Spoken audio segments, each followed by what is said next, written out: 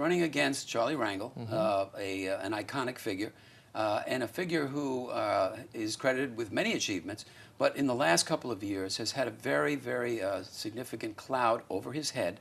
At the very least, it could be described as an ethical cloud, and on the other, that it might be really a form of personal corruption because he's got power and he had it for a long time. Would you say that Charlie Rangel is corrupt? No, and I don't know that. I can't be the judge of that because I don't have all of the facts of it. What I can say, unequivocally, for example, the things that he's been accused of. He had there were 4 apartments in a rent-controlled situation when housing is so scarce in New York City. The ethical lapses in terms of filing income taxes and so on. I think that there was a lot of misjudgment there, but again, since I don't have all of the physical facts, it's very difficult to actually go on an accusation. I'd like to see the Ethics Committee, which has been charged with investigating this, come back with a final determination on many of these issues. And you think they'll do it before November? You know, I would hope. September, actually. I doubt it, but I would hope that they would, because they are charged with being impartial and actually conducting an investigation that's fair, impartial, and that's going to come to a reasonable conclusion about these issues. That's what our government is built on. So I'm going to give my faith to the system in this instance. But I've got a race that we're in right now. I can't worry about when they're going to come back, what they're going to come back with. I really need to continue to push the issues that I think are important to the people of the district and make sure that we actually focus on looking forward and not really looking at the past, because this unequivocally, I can say, is it's time to actually start figuring out who is going to be the representative in Washington, D.C. for that district, and it's going to happen sometime soon. And I hate to say it, but Mr. Rangel has reached that point in his career where he won't be there very much longer. Let me say... Hopefully until September. Let me say something for many viewers who may not be necessarily familiar with that district. For a long time, it was considered the congressperson from that district was considered the congressman from Harlem. And the district was seen as the Harlem district. Now, that's a long time ago, because actually the demographics of that district today is no longer just Harlem. First of all, it extends all the way to northern Manhattan, all the way to the west side. And it is no longer really a black district, because the actual majority in that district is Latino. Not majority, they're a plurality. They are the largest single identifiable group in the district.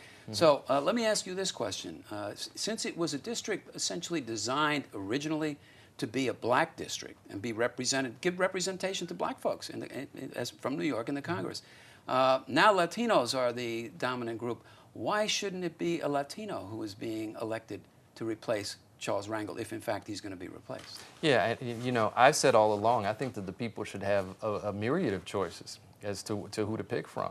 And certainly there are very qualified Hispanic, Latino, Caucasian candidates that can step up. There's some people that have entered this race, and I think the people will be the ultimate determinant. But I think that we need to get beyond the race question and get into the question of qualification and the question of who we believe in that can bring all of those disparate pieces together. Because they are, you know, the Hispanic population is 42% of the population, 30% is of that district, yes. 32% is African American, 30% is Caucasian, and then there's so many different variations in that. That's the great thing about the district. There's the Colombians and the Puerto Ricans and the Dominicans and the African community, which is burgeoning there, a burgeoning Mexican community that's actually in East Harlem. So we need leadership that's going to get beyond the differences and bring people together around these common issues. And I believe that the average person is looking at the qualification, and they're looking at who they can be proud to send to Washington, D.C. and represent it. And I'm certainly going to be someone who makes sure that I have people on my team and that I'm in the parts of the community that people feel comfortable with me and know that I'm in Washington representing their issue. I think it would be fair to say that Latino voters in that district or others are interested in qualifications and interested in platform. We'll talk a little bit about your platform in a second. But they're also interested in what's going to be, what that person is going to do relative to their particular issues. Sure. As you know, different communities, presumably you know, different communities have different outlooks about what should be priorities and so on. As you see it, what is it that you would project to Latinos that shows that you actually understand what their particular needs and hopes and aspirations are? Well, and it goes to what we're going to talk about in a few minutes on my platform.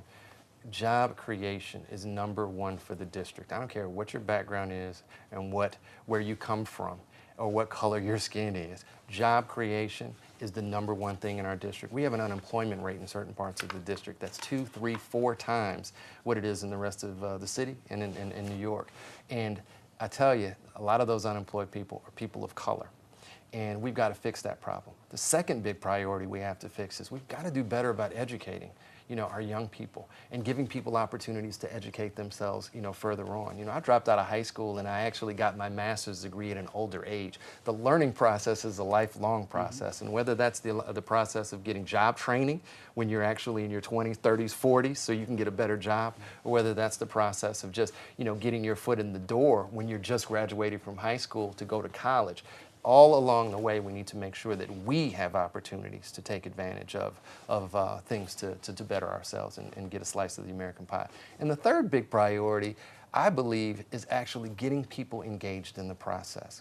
Now, we talked a lot about the district, and we talked a lot about the makeup of the district and how the lines are drawn. That's an important question. It's going to come up next year because we're in a census year. It'll be redistricted, yes. And there's going to be a conversation about redistricting and what it's going to look like. And, we need to make sure that we actually use our collective power and our collective power of working together so that our interests, which are interests in education, interests in job creation, are sort of looked out for. And then you get into the other issues like immigration.